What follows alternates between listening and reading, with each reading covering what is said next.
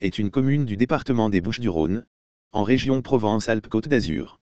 Il s'agit de la plus grande commune de France métropolitaine, avec quelques 75 893 hectares, malgré plusieurs déductions successives.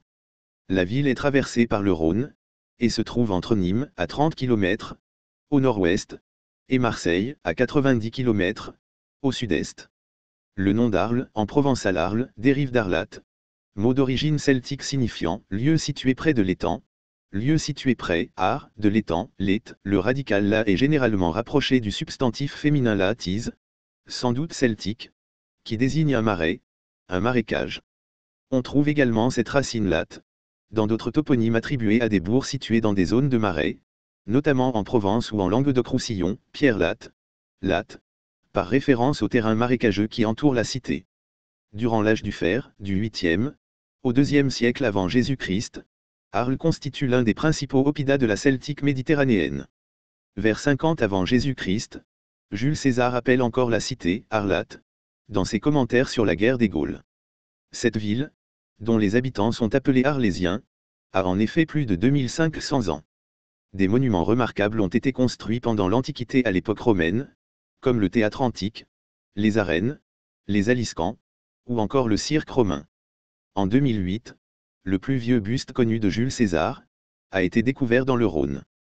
En raison de son important patrimoine, la cité est classée villes et pays d'art et d'histoire, et ses monuments romains et romans sont inscrits sur la liste du patrimoine mondial de l'humanité, depuis 1981. Ouverte au tourisme qui est la première activité de la ville, elle accueille de nombreuses festivités tout le long de l'année, en décembre, drôle de Noël, en avril, la Ferie d'Arles, en été, les rencontres internationales de la photographie, fondées par le photographe Lucien Clergue, ainsi qu'en septembre, la fête du riz. La commune a obtenu 2 fleurs au concours des villes et villages fleuris. À l'entrée du delta du Rhône se trouve Arles, une ville de 2500 ans. D'un bourg, Arles est devenue résidence impériale, puis capitale d'un royaume qui décline ensuite progressivement. Aujourd'hui, elle est une sous-préfecture des Bouches-du-Rhône. En 46 avant Jésus-Christ, elle acquiert le statut de colonie romaine, Colonia Julia Paterna Arlat Sextanorum, puis se transforme en résidence impériale sous l'empereur Constantin Ier, avec le surnom de Constantina. En 407, elle accueille jusqu'à la chute de l'Empire, la préfecture des Gaules transférée de Trèves et demeure ensuite un refuge de la romanité sous les Visigoths, Burgondes, Ostrogoths et Francs, qui tour à tour, en prennent possession. Les 6e, 7e et 8e siècles, avec les invasions, sont difficiles pour la cité qui est prise et mise au pas en 739 par les Carolingiens. Au Moyen Âge, la cité devient capitale du royaume d'Arles, puis résidence des premières dynasties des comtes de Provence. Après une période de conflit, au cours de laquelle Arles essaie de s'émanciper, la ville passe sous la domination des dynasties angevines, et perd peu à peu son importance politique, commerciale et ecclésiastique. En 1483, elle est finalement rattachée, avec la Provence au royaume de France. Sous l'Ancien Régime, Arles s'embellit d'hôtels particuliers, et à partir des années 1850, se transforme profondément de gros bourgs agricoles et portuaires, en une ville ouvrière avec l'arrivée du chemin de fer. Il faut finalement attendre la fin du XIXe siècle pour voir la cité s'agrandir au-delà de son enceinte médiévale, et s'orienter vers des activités plus touristiques, en relation avec son patrimoine historique et ses manifestations. Avec ce passé toujours présent, Arles est classée ville d'art et d'histoire. Depuis 1981, les monuments romains et romans de la ville sont inscrits sur la liste du patrimoine mondial de l'humanité. Occupé dès le Xe siècle avant Jésus-Christ, par les Ligures, puis après la première migration celte par les Celto-Ligures, le site d'Arles est fréquenté par des commerçants méditerranéens, phéniciens et étrusques notamment. Avec la fondation de Marseille, 600 avant Jésus-Christ, la ville s'organise vers la fin du 5e siècle avant Jésus-Christ, d'abord en emporion grec puis en colonie appelée Télinée. Lors de la poussée celte du début du 4e siècle avant Jésus-Christ, la cité revient sous domination autochtone et reprend son nom d'Arlat, et entretient des relations mouvementées avec sa voisine Marseille. À la fin de l'été 218 avant Jésus-Christ, Hannibal franchit le Rhône à proximité d'Arles. Peu après vers 200 avant Jésus-Christ, Arles participe à la Fédération des Saliennes, fondée par une aristocratie locale, qui s'oppose à la cité-État marseillaise. Au cours du IIe siècle avant Jésus-Christ, Marseille luttant contre les Saliennes, Arles subit d'importants dégâts de manière quasi concomitante avec une importante crue du fleuve. Les quartiers périphériques méridionaux au sud de l'enceinte primitive sont alors abandonnés. Après l'écrasement de la Confédération en 122 avant Jésus-Christ, les Romains s'installent en Provence. Arles se trouve probablement rattaché à la Gaule narbonnaise fondée en 118 avant Jésus-Christ, bien que certains historiens incluent dès cette époque la cité arlésienne dans la zone d'influence de Marseille. La Provence est rapidement aux prises avec des peuples du nord de l'Europe qui battent les armées romaines à la bataille d'Arosio, Orange, en 105 avant Jésus-Christ. Pour interdire aux troupes barbares l'accès de l'Italie, le consul Marius intervient dans la région d'Arles où il fait creuser pour des raisons logistiques un large fossé appelé fosse Marienne à l'embouchure du Rhône, avant d'écraser les barbares. Après ces victoires, Marius abandonne l'usage de la nouvelle voie d'eau aux Marseillais, qui étendent ainsi leur influence sur Arles, désormais port à la fois fluvial et maritime. Après un début de siècle, marqué par les dernières révoltes saliennes, la chance d'Arles survient en 49 avant Jésus-Christ, quand la cité soutient Jules César contre Marseille. En récompense de cette aide, la cité devient une colonie romaine, 46 avant Jésus-Christ, et César y établit les vétérans de la 6e Légion. À cette date, un plan d'urbanisme monumental est lancé, portant sur la création d'une enceinte fortifiée, l'aménagement de vastes espaces publics, et la construction des 3 édifices majeurs, le Forum, l'Arc du Rhône et le Théâtre. La fortune initiale de la ville date de cette époque. Dès le début du 1er siècle, Strabon signale le rôle commercial de la cité. La ville bénéficie d'un nouveau plan d'aménagement urbain, à la fin du 1er siècle, en raison de l'expansion de la cité liée au développement économique et commercial. Ce nouveau projet nécessite la modification du tracé nord de la première enceinte romaine, pour permettre la construction des arènes. Au siècle suivant, la ville s'agrandit à nouveau, avec notamment la construction du cirque romain. Arles est le siège de l'importante corporation des Nautes et le centre d'une région agricole céréalière, qui exporte ses blés à Rome. Si la tradition chrétienne situe vers 220 à 240, la présence de saint Trophime, le premier évêque d'Arles, l'existence de l'église arlésienne est toutefois avérée dès 254. La tradition historique rapporte que les faubourgs de la ville auraient été pillés par les Alamans, ce que semble confirmer l'archéologie. Peut-être que des travaux de fortification, à l'instar de ceux entrepris dans de nombreuses cités, sont alors réalisés. Le développement urbain ne reprend qu'au début du IVe siècle, sous l'empereur Constantin, avec une nouvelle croissance politique et administrative. La cité devient une résidence appréciée de l'empereur qui y séjourne à plusieurs reprises. Ayant reconnu la religion catholique, Constantin organise un concile dans la cité, le 1er août 314 pour y faire condamner le donatisme. Un autre suit en 353, à l'instigation de son fils Constance II, qui consacre le triomphe temporaire de l'arianisme. C'est de cette époque que datent les premiers sarcophages paléochrétiens arlésiens. La ville connaît alors une période de prospérité, notamment grâce à son commerce, comme le souligne le poète et homme politique Ozone. Probablement en 407, l'administration impériale déplace la préfecture du prétoire des Gaules située jusqu'alors à Trèves, désormais trop exposée, sur Arles. La cité provençale connaît en conséquence une véritable renaissance politique un siècle exactement après Constantin Ier. Toutefois, ce nouveau rôle n'exclut pas les menaces d'invasion. Ce double aspect militaire et politique marque le 5e siècle arlésien. Arles est successivement la résidence de l'usurpateur Constantin III, de 407 à 411, puis du patrice Constance. L'importance de la cité est renforcée en 418 par l'empereur Honorius, qui proclame Arles lieu d'assemblée annuelle des 7 provinces. Auparavant, le 22 mars 417, le pape Zosime avait élevé l'église d'Arles, au rang de primatiale des Gaules, en faveur de son évêque Patrocle.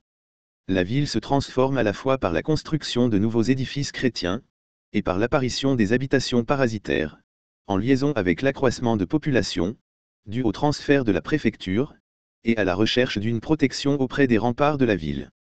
La présence des Wisigoths installés en Aquitaine depuis 418 est une menace permanente pour la cité.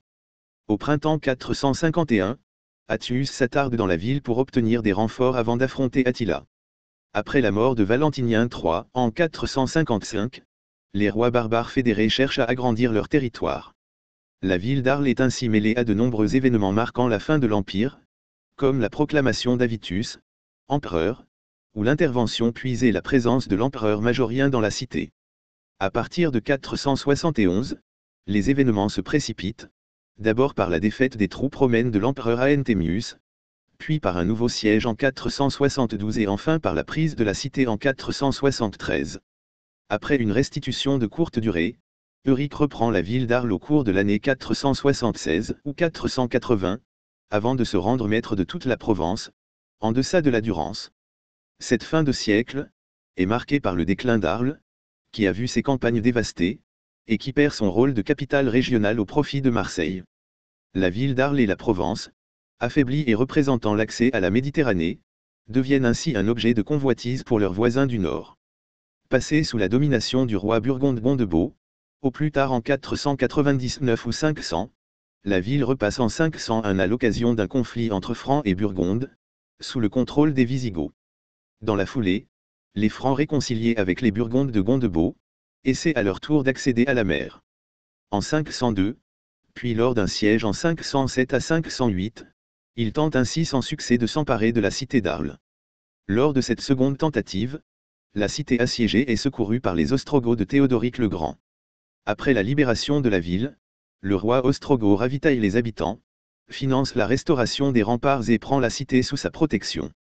Les années 510 à 540 qui suivent correspondent à une période de tranquillité avec deux hommes illustres, le préfet du prétoire des Gaules Liberius, et l'évêque Césaire d'Arles, qui évangélisent les campagnes. Protégée par le soutien militaire bienveillant de Théodoric, la ville échappe jusqu'au début des années 530 aux ambitions burgondes et franques. Menacée en 532 par les Burgondes, puis en 534 par Tibère ou Théodebert, la cité est vendue en 536 avec la Provence par les Ostrogoths. Au cours de l'hiver 536 à 537, les Francs Tibère fils de Thierry, et son oncle Childebert, viennent prendre possession de leur nouvelle acquisition. Arles passe alors sous l'autorité de princes chrétiens, et pour la première fois obéit à des maîtres nordiques, étrangers aux traditions romaines. Des liens particuliers sont alors établis entre la royauté et l'évêché. Ainsi, en 548, le pape Vigile, à la demande du roi Childebert Ier, nomme Aurélien vicaire du Saint-Siège dans les Gaules, et lui accorde le pallium. La même année, Aurélien fonde à Arles un monastère pour hommes sur ordre du roi Childebert, et peu de temps après, le 28 juin 554, un concile se tient à Arles, sous la direction de l'énergique évêque Sapodu. Dès la fin des années 540, Arles est frappée par la peste, appelée peste de Justinien. La ville subit également le contre-coup de conflits entre francs neustriens, de Gontran, à l'ouest, austrasiens de Sigébert, à l'est, après le partage de 561, et la création du couloir australien reliant l'Auvergne à Marseille, et isolant Arles. Le territoire provençal est aussi ravagé en 574 par les Lombards et en 585 ou 587. La cité est également affectée par les Visigoths. De nombreux auteurs datent de la seconde moitié du Vice-siècle, la construction d'une enceinte réduite, faite de blocs arrachés aux monuments romains, pour limiter le territoire à défendre en cas d'attaque. Puis viennent les catastrophes naturelles. En 580, une crue historique noie les faubourgs de la ville, le cirque romain dévasté ne sera jamais réhabilité. Enfin la ville et son territoire subissent la grande famine de 585. La fin du siècle est connue grâce en particulier aux lettres papales adressées à l'évêque Virgilius qui succède à Lysrius en 588. Le pape lui reproche les conversions forcées de juifs, et la pratique de la simonie, tout en lui confiant les préparatifs de la mission d'évangélisation de l'Angleterre. En moins de 50 ans, à la suite des troubles et de la peste, la ville s'est repliée sur elle-même. Cette insécurité et cette tragédie démographique ruinent l'agriculture et la famine règne. À la fin du VIe siècle, Arles et son territoire entrent dans une période difficile et la vocation défensive de la cité devient alors primordiale. Au tout début de ce siècle, la Provence comme le reste de la Gaule est soumise à des hivers très rigoureux. Si les campagnes sont dépeuplées par la crise démographique qui suit la peste de Justinien, la cité semble toutefois florissante grâce à ses activités portuaires. De même, l'archevêché d'Arles joue toujours un rôle important ainsi que le confirme le pallium et vicariat conféré par le pape Boniface IV, en 613, à l'évêque Florianus. Sous le règne de Clotaire II, 613 à 629, Arles qui dispose d'un atelier monétaire, est alors administré par les représentants des branches mérovingiennes, soit dans le cadre d'une Provence unifiée, soit de manière individualisée par un duc. Il existe ainsi à plusieurs reprises une Provence arlésienne, en opposition à la Provence marseillaise, dont la présence semble aller de pair avec l'existence, comme au siècle précédent sous Gontran, du couloir austrasien. À partir de 673 à 675, un patrice résidant à Marseille dirige la Provence au nom des souverains francs. On signale également quelques rares événements, comme le concile d'Arles, présidé en 682 par l'évêque de la cité Félix. Au 7e siècle, les marchands orientaux notamment syriens concentrent entre leurs mains le commerce d'importation en Gaule. Celui-ci se poursuit au siècle suivant. Un diplôme de Chilpéric II de 716 nous indique par exemple les denrées importées et transitant par Arles, ou Fos, son port avancé. Henri Pirenne souligne toutefois que les échanges entre l'Occident et l'Orient déclinent fortement dès la présence sarrasine en Méditerranée occidentale au début du 8e siècle.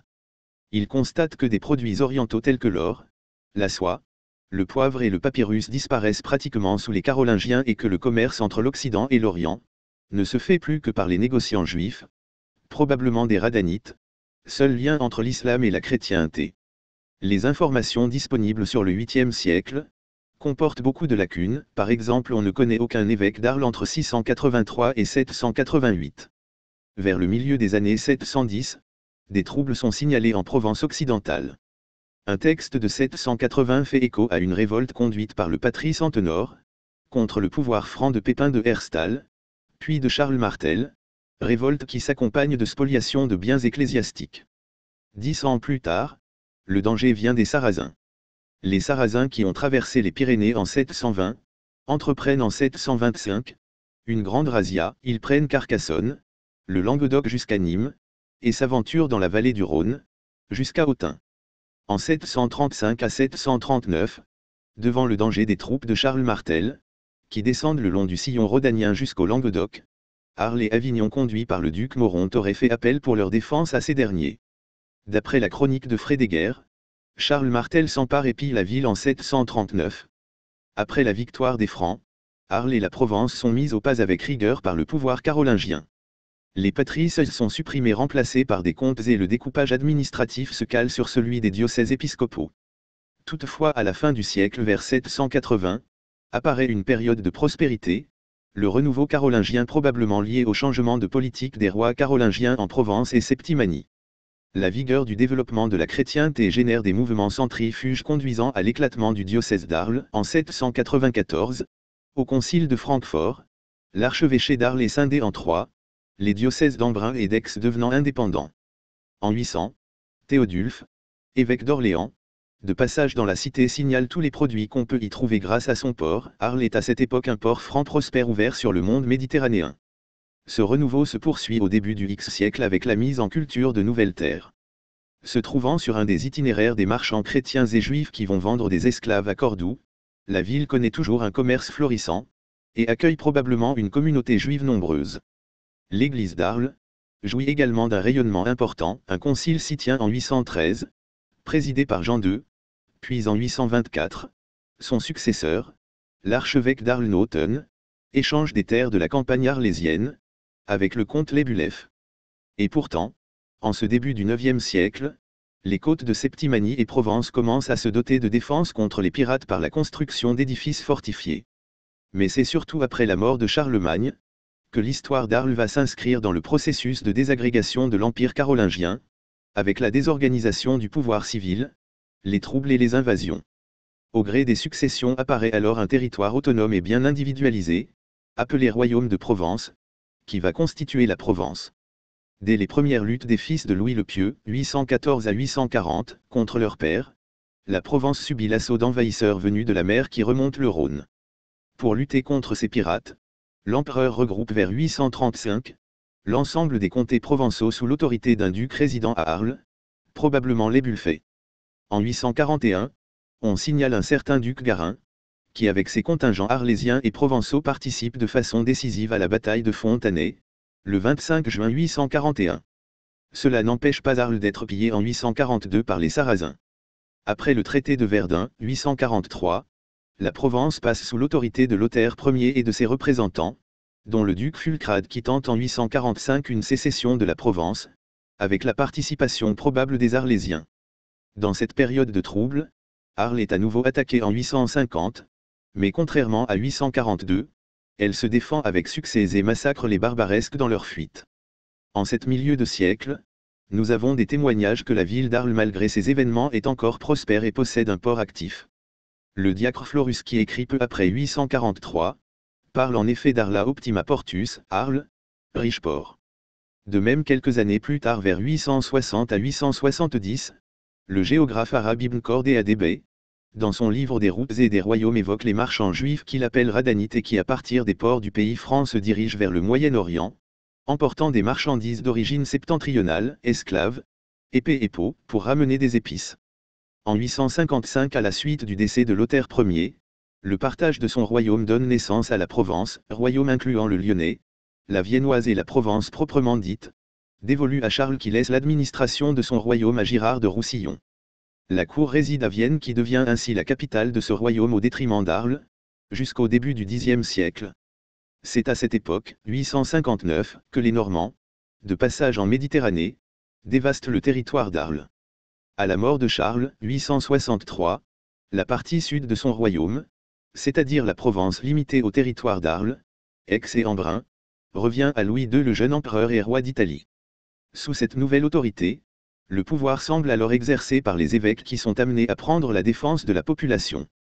Ainsi, l'archevêque d'Arles-Rotland, 852 à 869, fait fortifier le théâtre et intervient dans les campagnes. Lors d'une razzia en Camargue en septembre 869, les Sarrasins le surprennent en train de superviser la mise en défense de la région. L'évêque est fait prisonnier, puis échangé contre des armes, des esclaves, et autres richesses. Malheureusement, les Arlésiens ne récupéreront que son cadavre, habillé et mis sur un siège par les barbaresques, au moment de la remise de rançon. En 875, à la mort de l'empereur, la Provence est récupérée par Charles le Chauve. Boson est nommé duc de Provence et accueille à ce titre à Arles le pape Jean VIII au printemps 878. À cette occasion l'évêque d'Arles-Rostin reçoit le pallium. Boson se laisse tenter peu après par la couronne italienne proposée par Jean VIII. Mais sa tentative se heurte au noble italien et Boson doit retourner en Provence, après une expédition infructueuse de quelques mois. Le 15 octobre 879, Boson entre en rébellion contre les successeurs carolingiens contestés, Louis III et Carloman II, et se fait sacrer roi de Provence dans son château de Mantaille avec l'appui des grands et celui minoritaire des évêques provençaux, dont Rostin archevêque d'Arles. Toutefois, la tentative tourne rapidement à l'échec et Carloman récupère la Provence après la prise de Vienne en octobre 881 et laisse comme trace de son autorité quelques deniers frappés à Arles. Mais dans cette période troublée, les Sarrasins toujours présents et opportunistes, pillent à nouveau la cité peu de temps avant 883. À la mort de Carloman, en 884, l'autorité de Charles III le Gros s'étend à la Provence, Boson rentré en grâce s'éteint à Arles, le 11 janvier 887, et son fils Louis est adopté peu après par l'empereur. En 890, Louis III est proclamé à son tour roi de Provence, toujours avec le soutien de l'archevêque d'Arles-Rostin. Résidant à Vienne, Louis entreprend au début de son règne, 896, quelques tentatives contre les Sarrasins qui continuent à dévaster la Provence. Il se décharge ensuite de l'administration de son royaume sur le comte Tibère qui intervient dans plusieurs cités, en particulier à Arles. En cette fin de siècle, Arles est une citadelle fortifiée dominant un territoire déserté. Plusieurs textes évoquent des terres dépeuplées par l'assaut des barbares qui s'installent vers 890 en Provence orientale, au Fraxiné. Si la ville a abandonné son rôle de capitale, elle conserve toutefois un rôle économique et religieux important. L'histoire de la première moitié du Xe siècle est marquée par Hugues d'Arles, comte d'Arles et de Vienne, successeur du comte Tibère et cousin du roi Louis III. En 911, il s'installe à Arles dont il fait, malgré les conflits initiaux avec l'aristocratie locale, 911 à 920, et ses activités en Italie, la capitale de son royaume. Dès 948 ou 949, Conrad, dit le Pacifique, appuyé par le roi de Germanie, réussit à faire reconnaître sa suzeraineté sur l'ancien royaume de Provence. Conrad affirme son autorité en créant le marquisat de Provence et en nommant 3 comtes et des vicomtes, étrangers au pays, dont un à Arles qui va rapidement supplanter tous les autres. Il s'agit du comte d'origine bourguignonne Boson II, parent éloigné du Boson de la fin IXe siècle, à l'origine de la première lignée des comtes de Provence. Le problème sécuritaire le plus important en Provence, surtout dans la partie orientale, ce sont les Sarrasins. La lutte contre ces pillards n'est d'abord que sporadique dans la mesure où les comtes de Provence se trouvent engagés en Italie dans leurs entreprises de conquête. À la suite de l'enlèvement de l'abbé Mayol, les princes de Provence réunis sous l'égide du comte Guillaume Ier, qui a succédé à son père Boson en 968, sont définitivement victorieux des morts à la bataille de Tours-Sour en 973. Cette victoire obtenue sans les troupes de Conrad est importante, elle permet à Guillaume d'obtenir la suzeraineté de fait de la Provence, il va distribuer les terres reconquises à ses vassaux, et à Arles de retrouver son statut de capitale où peu après 981, le comte devenu marquis de Provence revient s'y établir. C'est également dans la seconde moitié de ce siècle que naît avec la première lignée comtale, la féodalité arlésienne. À Arles, il s'agit des fondateurs des plus illustres familles arlésiennes, d'abord Ponce-Juveny pour la famille des Baux dès 952 et ensuite des Donat pour celle des Porcelet en 972. La féodalité arlésienne a ses propres particularités, elle est bien sûr rurale, mais aussi urbaine et commerçante. Dès 980, la paix revenue apporte les conditions d'un renouveau économique, et la renommée du comte, un éphémère rayonnement politique. Dès les premières années du XIe siècle, les comtes Guillaume II le Pieux, 993 à 1019, et Roubaud de Provence, son oncle, ne sont plus en mesure de tenir les grands lignages sans respect. En 1008, à la mort de Roubaud, s'ouvre donc une période de troubles, aggravée par la puissance croissante des grandes familles, la militarisation de la société arlésienne et le rattachement au Saint-Empire romain germanique en 1032. Autre facteur d'affaiblissement du comte, la réforme grégorienne. À Arles et en Provence, dès les années 1040, elle devient un instrument d'une politique visant directement l'archevêque d'Arles et de manière plus subtile, le comte de Provence. Inaugurée avec la paix de Dieu, la réforme grégorienne essaie aussi d'éliminer les prélats qui ont tendance à mener une politique plus dans l'intérêt du patrimoine familial que de celui de l'Église. Cette politique se radicalise après 1078 et conduit à une véritable crise politique entre le comte affaibli, qui se place sous la suzeraineté papale reniant ainsi ses liens de vassalité avec l'empereur, et l'archevêque d'Arles Écart de la famille des vicomtes de Marseille, excommunié mais soutenu par la cité, les grandes familles et le comte de Toulouse. Annibert voit dans cette crise le ferment des idées d'émancipation de la cité qui se concrétiseront 50 ans plus tard par le consulat. Finalement, ce n'est qu'après 1096 que l'Église, profitant de l'absence des dynasties locales parties en croisade, pourra mettre de l'ordre dans sa hiérarchie. Sur le plan économique, le mouvement de reprise amorcé dès la fin du VIe siècle continue après l'an 1000. Des terres sont remises en culture et de nombreuses chapelles sont bâties. La cité elle-même se développe à l'extérieur des murs. Après les années de tension 1015 à 1040, la ville s'ouvre aux commerçants italiens à l'époque où Gênes et Pise deviennent des puissances en Méditerranée. Les défrichements reprennent après 1050, essentiellement sous la forme d'assèchement de marais, notamment autour de l'abbaye de Montmajour, et en Crau. La cité va être au cours de ce siècle l'objet d'un mouvement d'émancipation urbaine, l'un des plus anciens de Provence. Ce mouvement s'inscrit dans un contexte d'une grande instabilité politique, d'un enrichissement de la cité et d'un développement religieux important. En 1112, le comte de Barcelone Raymond Béranger épouse Douce, la fille aînée de Gerberge de Provence. Comtesse de Provence, c'est le début officiel de la deuxième dynastie des comtes de Provence. Toutefois, cette transaction est contestée, dès 1112 par de grandes familles provençales, puis à partir de 1119 par le parti toulousain soutenu par les familles arlésiennes qui s'opposent dans la cité à l'archevêque d'Arles, représentant du pape et allié des comtes catalans. Finalement, en 1125, un accord est signé partageant la Provence en un marquisat au nord attribué aux Toulouse et un comté au sud, dont Arles est la capitale, revenant à Barcelone. Malgré le traité de 1125, l'autorité du comte autour de la région d'Arles est presque nulle. La mort de Douce en 1130 et celle de Raymond Béranger en 1131 font ressurgir les problèmes de succession latents du comté de Provence. Dès 1131, les seigneurs des Baux, désormais soutenus par le comte de Toulouse, font donc valoir leurs droits auprès de l'empereur Conrad. Ce conflit latent est aggravé par la situation politique d'Arles éclatée en quartiers dont les seigneurs sont unis objectivement dans le refus de laisser le comte de Provence devenir possessionné dans la cité. Dans ce contexte, la mort du comte Raymond Béranger donne l'impulsion supplémentaire nécessaire à la création en 1131 d'un consulat. En 1144, la mort sans doute non fortuite du comte de Provence Béranger Raymond déclenche les guerres bossanques auxquelles participent dans un premier temps les Arlésiens, alliés aux Baux. C'est probablement en relation avec ces luttes qu'il faut appréhender la révolte des Arlésiens contre leur archevêque en 1150 ou en 1156. Au terme de conflits successifs, elle se termine en 1162 par la victoire des comtes catalans et la défaite des Baux. Les guerres bossanques, qui permettent à la dynastie comtale de mettre au rang les Baux, servent en premier lieu les intérêts d'une autre grande famille arlésienne, celle des Porcelets. En 1162, le dénouement de cette crise corrobore leur choix politique en faveur des comtes de Provence. Tandis que les châteaux de Trinquetail et des Baux sont pris, la fin du XIIe siècle consacre la puissance de cette famille. Il joue alors en Provence un rôle politique de premier plan et mène une politique personnelle de prestige, au détriment des vieux ennemis de la famille de Barcelone. Ce rôle s'explique au-delà du soutien à la famille comtale, par un patrimoine et des revenus très importants qui apportent les moyens matériels nécessaires à leur politique et par une cohésion lignagère faite de solidarité et d'une conservation du patrimoine en indivis. C'est à peu près à cette époque que les archevêques d'Arles font de Salon de Provence leur résidence principale lorsque l'archevêque d'Arles, Raymond de Montredon, devient seigneur de Salon.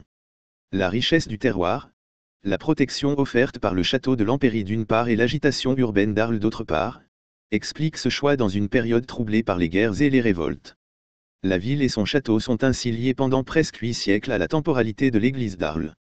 À Arles, la diffusion des usages féodo-vassaliques au bénéfice des seigneuries ecclésiastiques, qui est contemporaine de la normalisation des relations entre les évêques et les grands laïcs après les graves tensions de la période grégorienne, s'applique avec une particularité, l'augmentation des domaines inféodés de la famille des Baux. Dans ce contexte de faiblesse des comtes, Frédéric Ier Barbrousse, 1122 à 1190, empereur germanique depuis 1155 et suzerain de la Provence, souhaite reprendre le vieux titre de roi d'Arles, et rappeler ainsi son autorité. Il confirme alors de nombreux privilèges de l'église d'Arles, intervient diplomatiquement dans les guerres bossanques et se fait couronner le 31 juillet 1178 dans la basilique Saint-Trophime par l'archevêque Raymond de Bolène, 1163 à 1182, en présence de tous les grands du royaume à l'exception notable du comte de Provence et de Barcelone. Cause ou conséquence, c'est à cette époque, vers 1180, que les comtes de Provence délaissent Arles et s'installent à Aix et que la cité se dote d'un gouvernement connu dans l'histoire sous le nom de République d'Arles, 1180 à 1251, à l'instar des villes italiennes avec qui la cité entretient de nombreuses relations. Après la création de la République d'Arles, et la disparition de conflits internes entre quartiers de la cité, les habitants décident d'enfermer le vieux bourg, le bourg neuf et le marché dans une nouvelle enceinte pratiquement terminée en 1190. Sur le plan économique, au tri-siècle, le port d'Arles est actif comme en témoignent les épisodes de la guerre maritime et les statuts de la ville. Il existe une flotte militaire arlésienne, en 1114 par exemple, des bateaux de la cité participent à la croisade de Majorque, de même, en 1120, la flotte d'Arles, 14 navires conduits par les Baux et les Porcelets, aident les Galiciens contre les musulmans de Espagne, enfin, en 1165, des navires arlésiens participent avec les Pisans à la tentative d'interception du pape Alexandre III. De nombreux articles des statuts de la ville font également référence aux activités portuaires. Ainsi l'article 140, rédigé entre 1160 et 1200, précise les conditions d'embarquement des pèlerins à Arles. Les chevaliers et les probiomines arlésiens bénéficient du développement des échanges, notamment par les revenus de la laide, des tonlieux et du sel. Accumulant d'énormes richesses qui en feront les bailleurs de fonds des comtes, ils deviennent extrêmement puissants. Arles bénéficie aussi des croisades, on rapporte ainsi que la première attestation en France, de moulins à vent, d'origine moyen-orientale, figure dans une charte de la ville d'Arles, datée de 1170. La communauté juive d'Arles, relativement importante, profite également de l'essor du commerce. En 1165, Benjamin de Tudel dénombre 200 chefs de famille dans la cité, il contrôle une partie du commerce des produits de luxe et celui du vermillon et certains d'entre eux s'occupent des affaires de l'archevêque, du comte et des Baux. Sur cette base de 200 chefs de famille juifs, on peut tenter une estimation de la population globale de la cité, environ 8 000 à 10 000 habitants. C'est une estimation proche de celle de l'historien Louis Stouff, qui juge le chiffre de 5 000 à 6 000 avancé par Erika Engelmann à la date de 1200, comme probablement en deçà de la vérité. Toutefois, au XIIe siècle Arles ne réussit pas à capter à son profit le trafic international renaissant, draps des Flandres, épices et produits du Levant, qui fait la fortune de Saint-Gilles, Villeneuve établie à environ 20 km en aval du Petit Rhône à côté d'un ancien marché aux portes d'une abbaye, favorisé par un pèlerinage et par l'installation de marchands italiens qui en quelques années, en font le port commercial le plus actif de la région rhodanienne. Le 29 septembre 1152, Raymond de Montredon organise la translation des reliques de saint Trophime, des Aliscamps à la basilique Saint-Étienne, qui perd probablement alors ce patronyme au profit de l'actuel saint Trophime. En 1170, débute la réalisation des façades sculptées de la basilique Saint-Trophime d'Arles et de Saint-Gilles-du-Gard, art roman, achevée en 1220.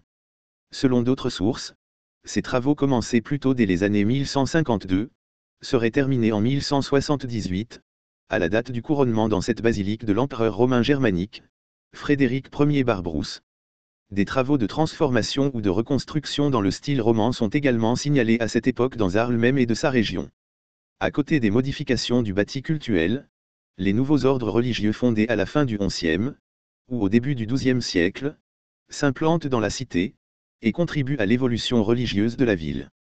Arles, le faubourg des Templiers encore mentionné sur une carte du début du XXe siècle, en haut et à droite de l'image, aujourd'hui encore, dans ce quartier, il existe une rue dite des Templiers. Les ordres militaires. Les Hospitaliers de Saint-Jean créent la maison de Saint-Thomas de Trinquetaille. L'ordre des Templiers, fondé en 1119, est à Arles vers 1142 au nord de la porte du Bourg-Neuf à laquelle ils ont donné leur nom, porte de la milice ou porte de la cavalerie, et s'installent ensuite rapidement en Camargue dès les années 1160. Les deux ordres y acquièrent de très grands domaines, ce qui entraîne l'hostilité du patriciat arlésien et des conflits de propriété et d'usage avec des monastères.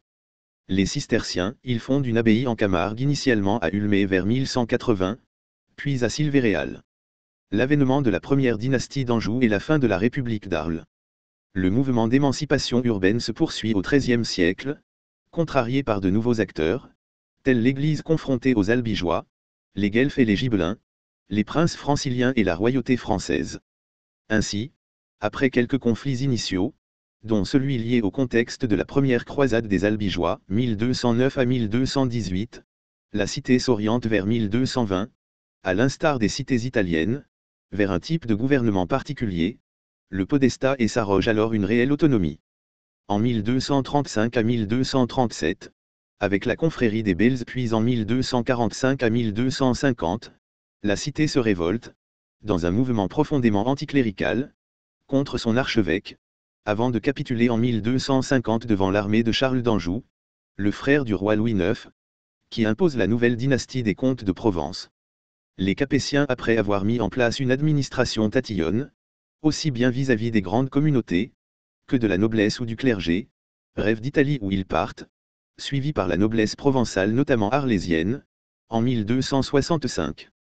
Sur le plan politique, la capitulation de 1250 marque une rupture dans l'histoire arlésienne. La ville perd ses consuls, remplacés par le viguier et les fonctionnaires comtaux, ainsi que tous ses biens. Elle ne conserve que quelques privilèges, qu'elle s'emploie à défendre âprement. La noblesse, autrefois fière et jalouse de ses prérogatives, se transforme et va désormais rechercher les honneurs, rentes et carrières auprès du comte. Dans ce contexte politico-religieux, le XIIIe siècle arlésien est celui des ordres mendiants qui s'installent en nombre dans la ville.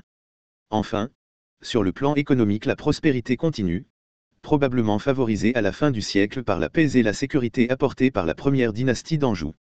Ainsi, à la fin du siècle, Arles, qui s'étend et englobe de nouveaux quartiers dans une enceinte agrandie, atteint son optimum démographique du Moyen Âge avec une population d'environ 15 000 habitants.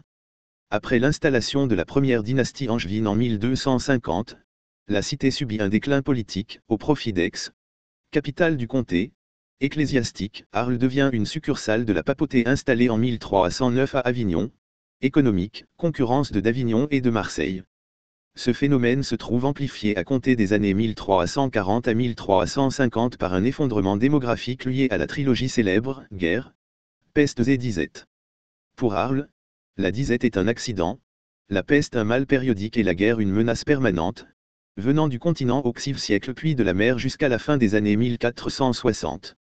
Les guerres liées à l'installation de la seconde dynastie angevine permettent toutefois à la ville de retrouver en 1385 une partie de ses droits aliénés en 1250. Paradoxalement, dans ce contexte déprimé, le pays d'Arles, fort demandeur en main-d'œuvre, devient un centre d'immigration. Ces flux migratoires seront à l'origine de la reprise démographique de la cité dans les années 1470. À la fin du Moyen Âge, En 1483, quand la Provence est rattachée au royaume de France, la société arlésienne est devenue une société d'agriculteurs et d'éleveurs, avec une noblesse nombreuse et riche qui va dominer la ville jusqu'à la Révolution. Au début du XIVe siècle, Arles bénéficie d'une prospérité, à la fois intellectuelle, démographique et économique. La ville d'Arles accueille en 1306 les Juifs chassés du Languedoc. Le rabbin et philosophe juif, avéroïste Joseph Ibn Caspi, également connu sous son nom provençal de Seine-Bonfaux, ou Don Bonafou de l'Argentière, s'installe ainsi en Provence, d'abord à Tarascon en 1306 puis à Arles en 1317 où il se lie avec Kalonymos ben Kalonymos, Shem Tov ben Shem Tov, et rédige son introduction au Pentateuque, le Tira Kessef, qui lui valut de se brouiller avec Kalonymos ben Kalonymos, et les maîtres de celui-ci. D'après Louis Stouff, la ville aurait alors compris environ 250 feux de confession juive, chiffre qui ne sera jamais plus égalé et qui restera le plus important dans l'histoire d'Arles. La ville avec presque 2200 feux, soit environ 11 000 habitants, est alors la deuxième ville de la Provence. Sur le plan économique, la ville affiche une prospérité robuste grâce à la production agricole de ses affaires, à la qualité de son élevage ovin qui alimente le commerce de la laine et déposé à la richesse de ses salins. La ville compte également de nombreux moulins à vent, 23 en 1332, essentiellement sur la colline du Mouler, et un port actif, qui se développe dans la première moitié du XIVe siècle, à destination de Tarascon et Aigues-Mortes. Pourtant, des prémices annonçaient déjà un recul du rayonnement de la cité. Sur le plan politique, la ville qui avait perdu un grand nombre de privilèges au milieu du XIIIe siècle, s'était effacée devant Aix, la capitale comtale. De même pour l'archevêché d'Arles, le XIVe siècle ne s'annonce pas plus favorable que le XIIIe. Au début du siècle, l'installation de la papauté à Avignon, 1309, fait que les prélats arlésiens sont peu présents dans leur diocèse et Arles cesse d'être la résidence de ses archevêques. À ce déclin déjà commencé sur le plan politique, administratif et ecclésiastique, se rajoutent au début des années 1320, les premières difficultés économiques, des récoltes insuffisantes apparaissent dès 1315 et s'aggravent dans les années 1323, 1329 et 1332. Ce n'est toutefois qu'à partir du milieu du XVe siècle, que la situation se dégrade. La ville d'Arles, toujours aux prises avec des disettes, subit des épidémies dont la fameuse peste noire de 1348 et une série de guerres, elle voit sa population se réduire fortement. La peste noire apparaît dans la ville d'Arles initialement en janvier 1348, puis à plusieurs reprises jusqu'à la fin du siècle. En éliminant presque la moitié des consommateurs, elle apporte un répit à la famine, mais les terres désormais en friche, surtout les guerres de la seconde moitié du XVe siècle rendent tout approvisionnement difficile. Les famines font leur réapparition en 1357 et surtout entre 1368 et 1375. Les guerres apparaissent peu après et touchent une population fortement affaiblie par les disettes et les épidémies. Venant du continent, elles commencent en 1355 et se terminent en 1399. Tout débute par un conflit local, quand en 1355, le sénéchal de Provence, Foulques d'Agoult, fait le siège du château des Baux où s'est réfugié Robert de Duras qui meurt en 1356 à la bataille de Poitiers. La région est ensuite la proie de bandes armées désœuvrées pendant les trêves de la guerre de Cent Ans. 1357 à 1358, présence des bandes de routiers, conduite par Arnaud de Servola dit l'archiprêtre et appelé par les comtes des Baux. Ils franchissent le Rhône le 13 juillet 1357 et ne repartent de Provence qu'en octobre 1358. 1357 à 1358, le 1er octobre, pour lutter contre les routiers, le sénéchal fait appel au comte d'Armagnac qui amène entre Arles et Tarascon 1000 sergents. Leur intervention sera aussi terrible que celle des routiers. 1361, les troupes d'Henri de Trastamare venant d'Espagne arrivent jusque sous les murs d'Arles. La ville bénéficiant alors de quelques années de tranquillité, le 4 juin 1365, Charles IV roi de Bohême se fait couronner comme son prédécesseur Frédéric Barbrousse, roi d'Arles à la cathédrale Saint-Trophime. Mais le répit est de courte durée. À partir de 1367, les ambitions de Louis d'Anjou en Provence constituent un nouveau danger. Ainsi du 11 avril au 1er mai 1368, la ville est assiégée sans succès par des troupes conduites par Bertrand du Guesclin, représentant les intérêts de Louis d'Anjou en Provence. À l'automne 1380, l'adoption de Louis d'Anjou par la reine Jeanne met toute la Provence en émoi. La Provence est coupée en deux, d'un côté les partisans de Louis d'Anjou conduits par les villes de Marseille et d'Arles, de l'autre ceux de Charles Duras regroupés autour des villes d'Aix, Nice et Tarascon. De 1382 à 1387, pendant ces troubles appelés guerre de l'Union d'Aix, la confusion est à son comble. L'épisode le plus dramatique pour Arles se déroule en 1384. Au printemps de cette année, le chef tusquin allié de Charles Duras, Étienne Augier plus connu sous le nom de Ferragut, s'installe dans les Alpilles et fait régner la terreur jusqu'au Rhône et Arles qu'il prend le 24 juillet avec des complicités internes. Le viguier de la ville est tué. Après quelques heures de troubles, les habitants se révoltent contre les Tuquins et les cassent de la cité. Le lendemain, une répression sévère est menée contre leurs partisans.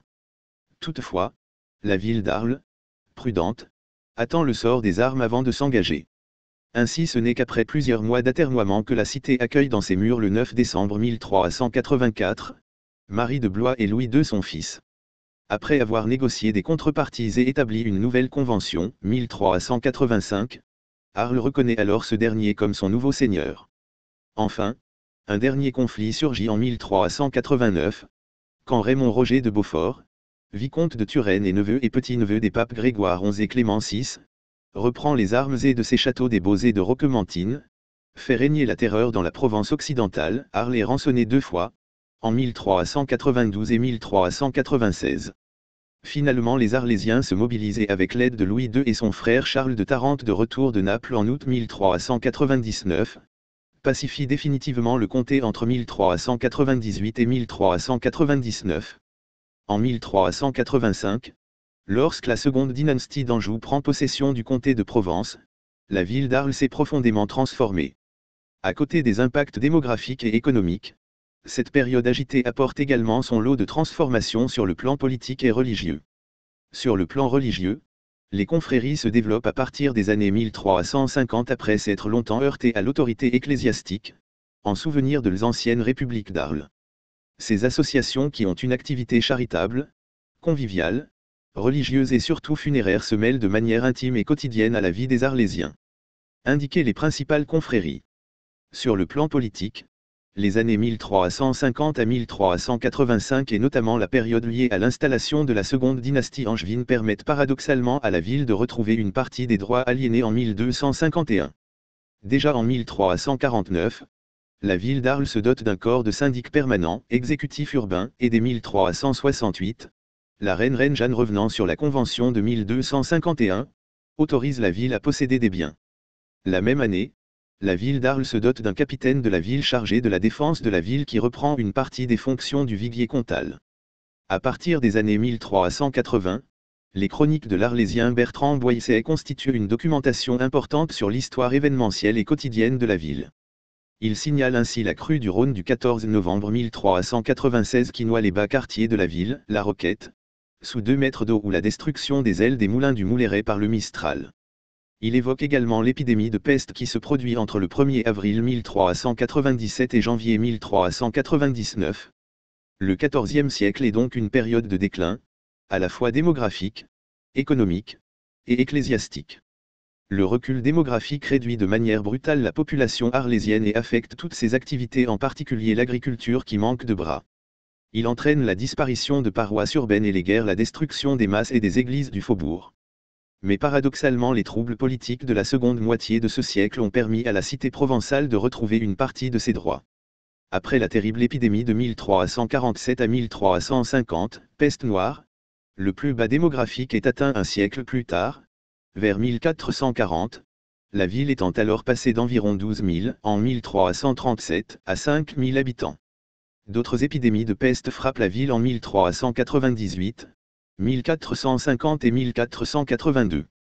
Deux périodes sont particulièrement difficiles pour la cité, 1418 à 1433 et 1481 à 1484. La population arlésienne en est très affectée et la cité ne retrouvera ses effectifs du début du XIVe siècle qu'à la veille de la Révolution. Les documents fiscaux, liste des hommes payant le quai pige, livre terrier, les testaments et les documents municipaux permettent de saisir les métiers, activités et communautés de la société arlésienne. C'est au moment où la courbe démographique commence à se redresser vers 1437 à 1438, qu'il est possible de connaître la composition de la population arlésienne. Sur les 1228 chefs de feu fiscalisés, seuls les 3/4 ont une profession qui nous est connue. L'agriculture, l'élevage, la pêche et la chasse ainsi que les métiers liés à l'alimentation représentent la grande majorité des professions recensées, soit environ 70%, les métiers concernant le commerce, le travail de la pierre et des métaux et ceux liés à l'habillement seulement 25% et les professions intellectuelles ou officielles, marginales, moins de 5%.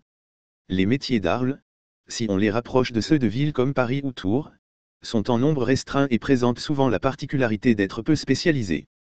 Globalement, ils sont liés au terroir et ne sont pas orientés vers l'exportation. Une autre particularité d'Arles, c'est la spécialisation des communautés. Les Juifs encore nombreux en ce début de siècle, 80 feux, constituent par exemple la majorité des prêteurs, tailleurs, courtiers en céréales et médecins. À l'inverse, on ne les retrouve ni dans les métiers de la terre ni comme éleveurs. L'agriculture arlésienne se distingue par des particularités locales, une forte présence de jardins et vergers, un vignoble omniprésent destiné à une production essentiellement personnelle et de grands domaines appelés afars, propriété de l'archevêché, des nobles ou de laboureurs enrichis. Le choc démographique entraîne une modification de l'exploitation de ces propriétés. Les documents disponibles montrent un abandon progressif de l'exploitation directe au profit de la fachèrerie, métayage, puis de l'arrentement, fermage. L'activité pastorale, depuis la rédaction des premiers statuts au XIIIe siècle, s'est accrue et les autorités municipales se préoccupent de préserver les terres du delta, pesteureuses et herbagia et celles de Crau, les Coussouls. Il existe deux types d'élevage des ovins, de gros troupeaux entre les mains de l'aristocratie et d'éleveurs professionnels, les nourriguiers et ceux de 50 à 400 bêtes, possédés par les bergers. Dès cette époque, la transhumance est très organisée. En 1398, plus de 21 000 bêtes appartenant à 11 propriétaires quittent la Crau pour les alpages de Digne. La Camargue est alors une terre de chasse et d'élevage bovin et équin. La pêche est réalisée en mer, sur le Rhône ou dans les marais et les pêcheurs d'Arles constituent un monde à part, une communauté, dans la ville. Sur 60 recensés, 59 habitent le quartier de la Roquette et appartiennent à la même confrérie.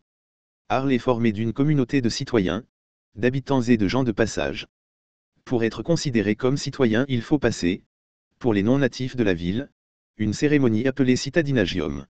Les Arlésiens vivent aussi en fonction des classes sociales, des métiers et des communautés religieuses qui structurent les quartiers de la ville. Une hiérarchie des fortunes peut être établie. Elle révèle des écarts considérables. L'Arlésien le plus riche, un noble, est 900 fois plus riche que le plus pauvre et au bas de l'échelle, 54% des contribuables ne détiennent que 15% des biens. Les gens se regroupent par métier. Dans le quartier de l'Auture habitent les bergers de la Crau et dans celui de la Roquette les pêcheurs. La communauté chrétienne est organisée en paroisses et confréries, sorte d'associations caritatives et sociales de l'époque. Mais la ville est surtout scindée entre deux communautés religieuses, les chrétiens et les juifs qui habitent un quartier réservé, le Méjean, avec leurs propres chefs et des lois spécifiques. Pendant plus d'un demi-siècle, la cité vit avec la menace des Catalans, c'est-à-dire des galères aragonaises qui pillent la Camargue et qui sont un danger permanent pour les Arlésiens. Arles devient un carrefour délaissé, le commerce a disparu et son port est concurrencé par celui de Bouc. Paradoxalement, la cité est le pays d'Arles fort demandeur en main-d'œuvre, travaux agricoles, volonté d'accueillir des artisans, deviennent un centre important d'immigration, d'abord avec des populations de la Provence occidentale, puis du sillon rhodanien jusqu'à Genève et enfin du Cantal et de la Lozère. Ce flux migratoire sera à l'origine de la reprise démographique de la cité dans les années 1470. L'archevêché d'Arles encore brillant au début du siècle, perd de son prestige. En 1475, à la mort de Philippe de Lévis, le pape Sixte IV réduit le diocèse d'Arles, il détache le diocèse d'Avignon attribué en 1474 à son neveu Julien de la Rovere, le futur pape Jules II, de la province d'Arles, l'érige en archevêché et lui attribue comme suffragants les évêchés comtadins de Carpentras, Cavaillon et Vaison. Quelques années plus tard, les archiépiscopats d'Eustache de Lévis et de son successeur Nicolas Cibo marquent la fin du manœuvre d'Arles. 1481 à 1484, pénurie de grains dans la ville en décembre 1481, janvier 1482, septembre 1483, février 1484 et l'épidémie de peste de 1482 à 1484. En 1483, Arles, terre adjacente de Provence, est réunie avec celle-ci au royaume de France peu de temps après la mort du roi René, 1481, Son dernier conte. Les Arlésiens de la fin du XVe siècle sont très attachés au culte et même aux traditions légendaires, ainsi que le montre l'incident malheureux concernant les reliques de Saint Antoine en 1493. Dans cette situation d'exaspération religieuse, entretenue par les prédications des frères mineurs, le climat entre les communautés chrétiennes et juives se dégrade. Sous l'archiépiscopat d'Eustache de Lévis, 1475 à 1489, et plus particulièrement après le rattachement de la Provence au royaume de France, les tensions aboutissent au sac de la juiverie d'Arles le 7 juin 1484. Finalement, le 23 septembre 1493, un édit de Charles VIII ordonne l'expulsion des Juifs d'Arles. À la fin du siècle, la ville entreprend les premiers travaux de rénovation urbaine. En 1497, la place située devant Saint-Trophime est agrandie. L'annexion d'Arles au royaume de France se fait sans difficulté et quelques années plus tard, en 1536, les Arlésiens témoignent de leur attachement à leur récente patrie en arrêtant la seconde invasion de la Provence conduite par Charles Quint. La paix revenue, Arles s'enrichit grâce à son vaste terroir progressivement mis en culture. C'est de cette époque que datent les premières tentatives modernes de dessèchement des marais qui entourent la ville. Des travaux d'irrigation sont également entrepris, dont le plus significatif, le canal de Craponne creusé dans les années 1550, relie la Durance au Rhône en aval d'Arles. Cette période de prospérité se traduit par le développement artistique de la cité. Plusieurs monuments publics et des hôtels particuliers de style Renaissance sont alors édifiés. Toutefois, ces heures heureuses pour la cité s'achèvent au début des années 1560. En effet, la fin du siècle est marquée par des épidémies de peste et des inondations. À ces calamités naturelles se rajoutent les guerres de religion. Ces temps de troubles religieux et politiques, ponctués par la visite royale de Charles IX et de sa mère Catherine de Médicis en automne 1564, ne prendront fin qu'avec l'abjuration et surtout le couronnement d'Henri IV, le 27 février 1594. Après toutes ces épreuves, la situation financière d'Arles est catastrophique. Fortement endettée, la cité doit dès lors se résoudre à vendre une partie des biens communaux. Au début du XVIIe siècle, la ville est toujours dans son enceinte qu'il faut restaurer en raison des conflits de religion les Tuncs en Provence et Languedoc. Après 1625, des conditions climatiques favorables permettent un accroissement de la production agricole. Ces conditions relancent l'idée de l'assèchement des marais. Toutefois, diverses difficultés ruinent le succès initial de l'entreprise. Déchu de toute ambition politique au profit d'Aix, Arles ne brille plus que par l'éclat de son archevêché. L'élan pastoral impulsé par le Concile de Trente est relayé dans la cité par des archevêques actifs. Il en résulte une multiplication de congrégations religieuses tandis que la poussée démographique incite à une rénovation des paroisses. À la suite des dettes accumulées pendant les guerres de religion qui ont obligé la ville à vendre une partie de son immense territoire, on voit apparaître en Camargue de vastes domaines fonciers qui participent à la reconquête agricole de ce terroir déserté depuis des décennies. En retour à cet enrichissement des classes nobles et bourgeoises, les arts se développent et la ville se pare d'un grand nombre d'hôtels particuliers. Les riches propriétaires construisent de somptueuses demeures héritées de l'art de la Renaissance. Des modifications notables sont également apportées aux établissements religieux. Dans ce renouveau architectural émerge le nouvel hôtel de ville achevé en 1675 et complété par l'érection face au nouveau monument de l'obélisque. À compter de 1679, une politique d'alignement est entreprise par les consuls.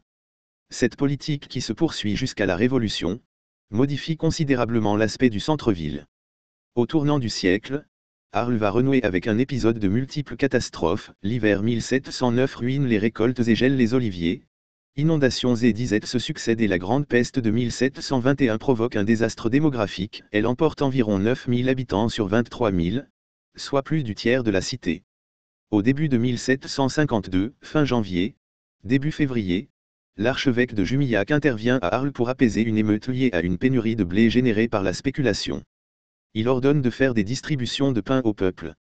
Toutefois, les meneurs de l'émeute sont sévèrement châtiés, l'un est pendu, 8 condamnés aux galères à vie, et d'autres à 10 et 5 ans.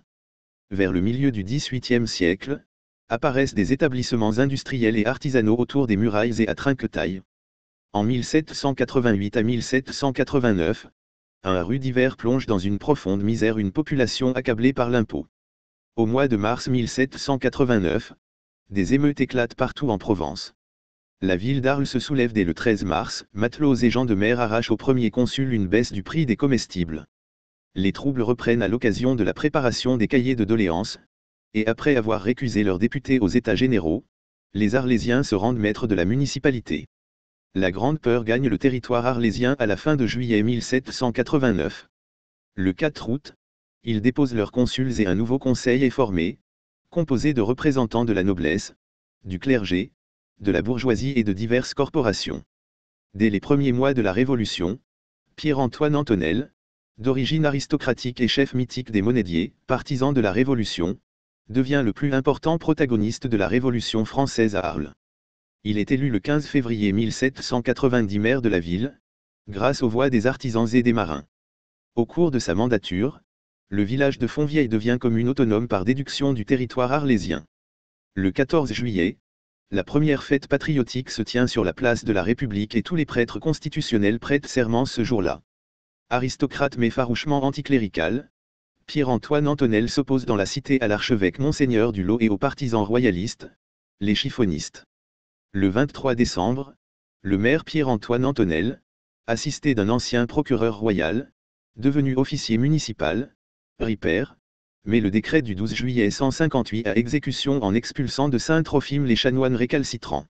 Arles avec une noblesse abondante, en contact avec le Languedoc et les réseaux aristocratiques devient toutefois rapidement une plaque tournante contre-révolutionnaire.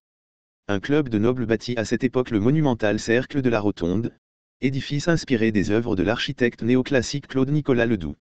À la fin de l'année 1790, la crainte d'un complot suscite dans toute la Provence une flambée de violence. Dans ce climat de tension quotidienne, les deux clans monédiers et chiffonistes s'affrontent. À la suite de leur prise de pouvoir en juin 1791, les chiffonistes font régner dès l'été une véritable terreur contre-révolutionnaire que les délégués du département sont impuissants à réprimer et qui aboutit aux élections de novembre 1791, à la victoire de la chiffonne emmenée par le nouveau maire Pierre-Antoine Loïse.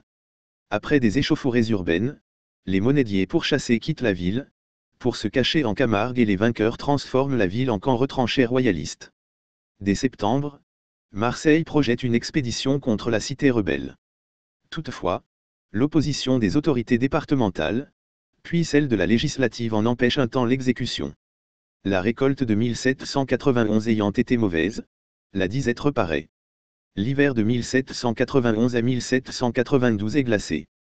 Au printemps, le 21 mars 1792, Arles est déclaré en état de rébellion contre la République. Une armée de Marseillais se met alors en route et entre le 27 mars dans une ville désertée durant la nuit par les chiffonistes. En punition des sentiments légitimistes de la cité, la Convention nationale condamne la ville d'Arles à raser ses remparts, ce qui ne sera réalisé que partiellement.